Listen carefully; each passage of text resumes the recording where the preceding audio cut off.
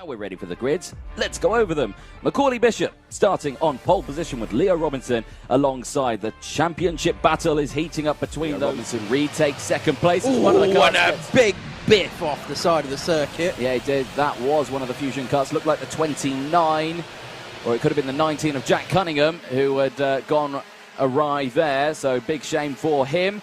He slot back into position side by side at the back of the field, because you can see, oh, the number 10. Oh, we were talking about that in the track walk with Zach Drummond. You say if you get nerfed off there, you go bouncing and spiralling off into the air at 100 miles an hour. How close here Leo Robinson has got.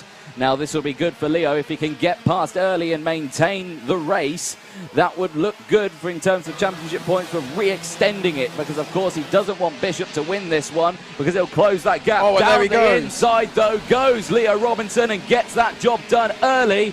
Now Bishop is on the chase in towards the boot section, and oh God, well, it was Bishop who comes back at him. Now with those two scrapping, that's allowed Brad Thompson to close right up to it, and also the two behind of Jocelyn and Orridge are also closing up. This battle for first place between two drivers is now almost become 5 drivers as they go through turn 3, back onto the infield, straight into the braking zone of the infield hairpin. Yes, and Robinson had a little sniff up the inside there, but as you say, this is now a 5-car train.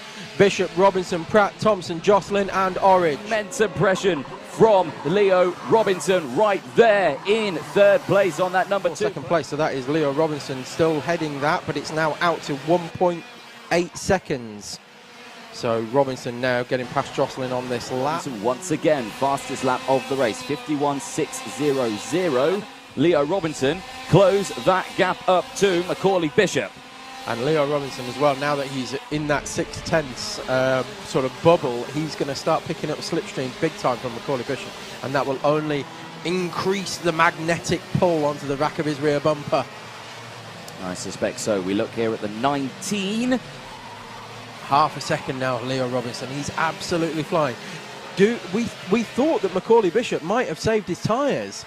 Oh, could it have been the other way around? Could it be Leo Robinson who's actually done the job here and saved his tyres for the final part of the final race? Well, we're about to find out, because here they are, your race leaders. That doesn't look like 0.4 of a second. That looks like lunge distance to me. Onto the back straight. Look at that big look over the shoulder for Bishop. He knows that Robinson is there. He doesn't go defensive yet, though. He's not close enough, so that's good for Bishop, because if he goes defensive too early, Robinson will be all over the back of him. There is 90 seconds plus the 1 lap to go. This race is far from over yet. And the only person who's been in front of Macaulay Bishop so far this race has been Leo Robinson, and it's taken him this long to get back in front, because Macaulay Bishop, if you remember, went ultra defensive into the second hairpin, caused everybody to accordion effect back up together, and that cost Leo Robinson a lot of places. He managed to, he unfortunately got freight trained by a few people.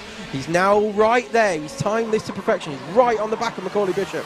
Macaulay Bishop now having a look behind, looking very nervous.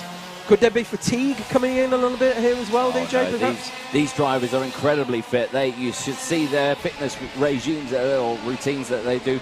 It's quite incredible. Bishop goes defensive. Was it too soon to go defensive? Who knows? Again, another look over his shoulder as Robinson tries left, right again to try and get past into the braking zone of the final corner. This is an immense amount of pressure on Bishop's shoulders. 12 seconds to go. We're going to get another 2 laps in on this race. There's plenty of time for Robinson to get this move done. And now all the meanwhile, while they start going defensive, Jocelyn and Cameron Pratt-Thompson are going to close in. Now it's a 4-way battle for the lead, and the last lap board's going to come out this time. Incredible. These guys were 3 seconds behind a couple of laps ago, Jocelyn and Pratt-Thompson, and now they are right there, hunting for the win.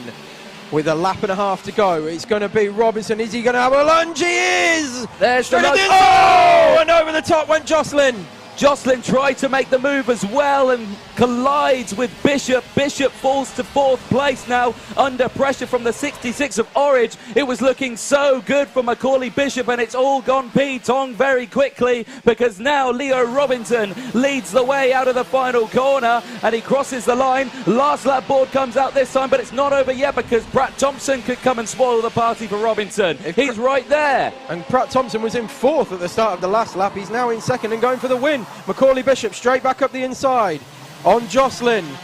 So that's moving back onto the podium for Macaulay Bishop. Has he got enough time to catch up with the front two? He's going to have to find some serious waft out of that Mini X30 engine as they go down the mini straight, but then into this turn 3 section.